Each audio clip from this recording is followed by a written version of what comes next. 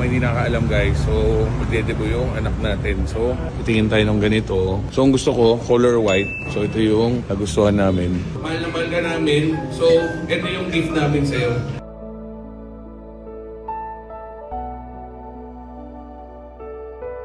Happy birthday, Janine! We love you! Yay!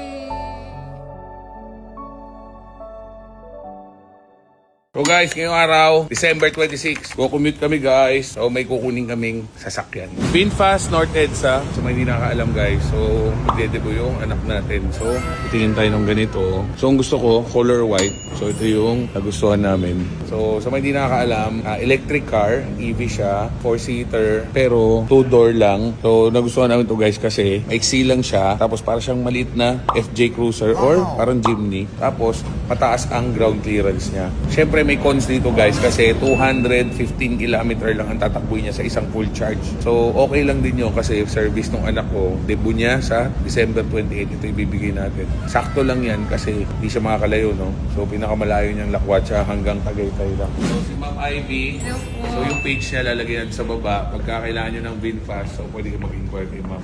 Pinakamabilis mag-reply ito, nag-looking for lang ako. Thank you po. So sa mga hindi nakakalam guys, napuntahan ko na to. So nakapag-reserve na ako dito. Kaya ito na siya. Ito na yun. So all goods na yan, ready na yan. So iuwi natin yan kaya nag-grab lang tayo ngayon. So ang brand new price ma'am is 745. 745. Pero nagdi-discount sila madam. Pag discount po namin is 745 po. 745 less 75,000. Magkano yun? 665 na lang po. So 665 ang brand new price niya. As of now, 2026 baka magbago na naman yung price. Ito ba yung pinaka-best seller niya sa Yes po, VinFast? BF3. Kung sa mga hindi nakakalam, yung mga color green na taxi, yung green GSM, so VinFast lahat yan. So VinFast number 1 sa Vietnam yan. Nagmotor kami dyan sa Vietnam. Lahat ng sasakyan halos 70% puro VinFast.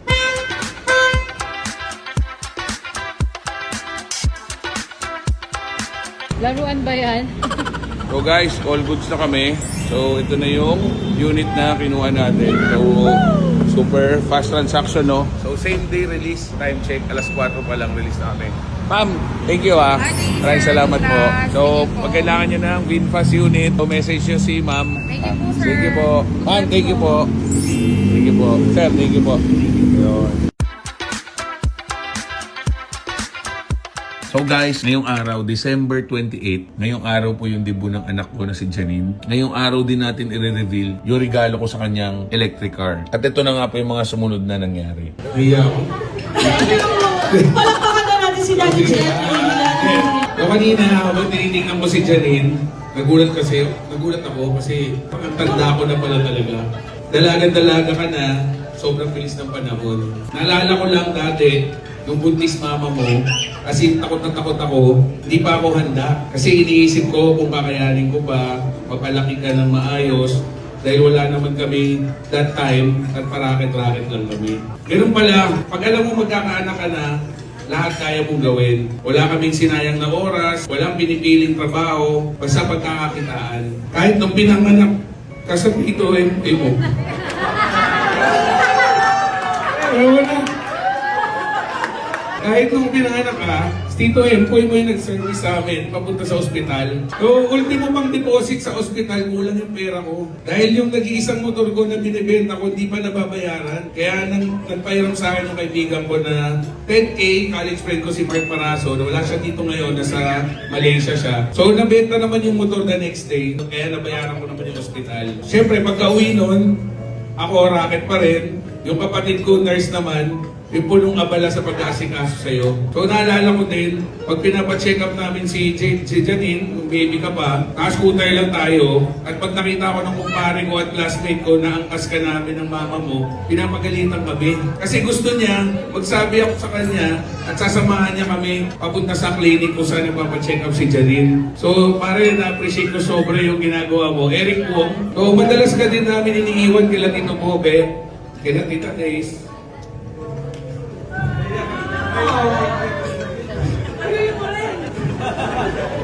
Sila Tita Shane mo, tsaka Tita Delmy nagbabantay sa'yo.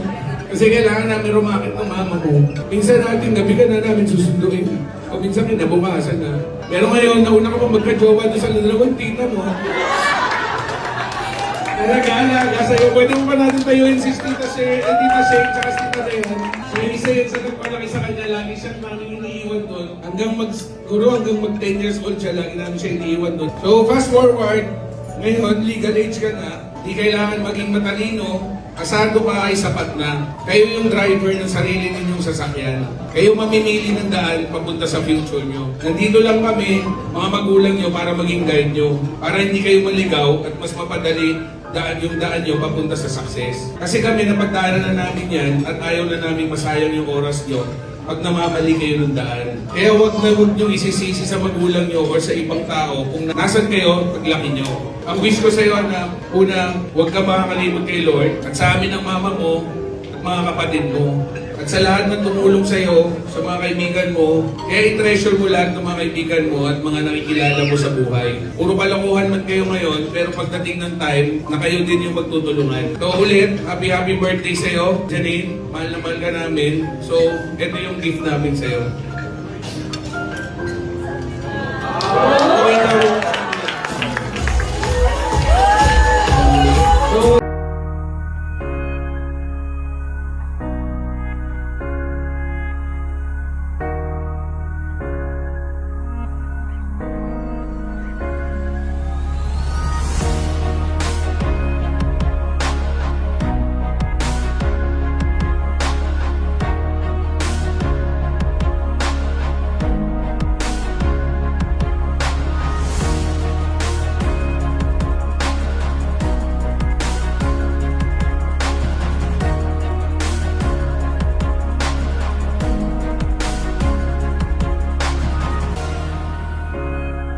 Happy 18th birthday, Janine!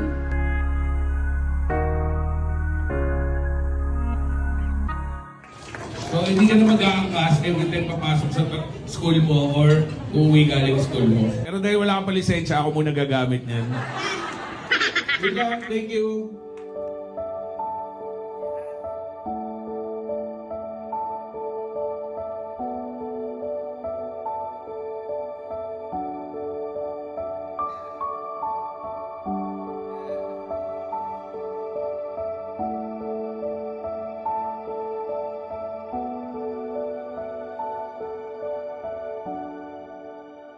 Kung wala na tayong pera, naubos na kasi binila natin siya ng kotse. Importante masaya siya.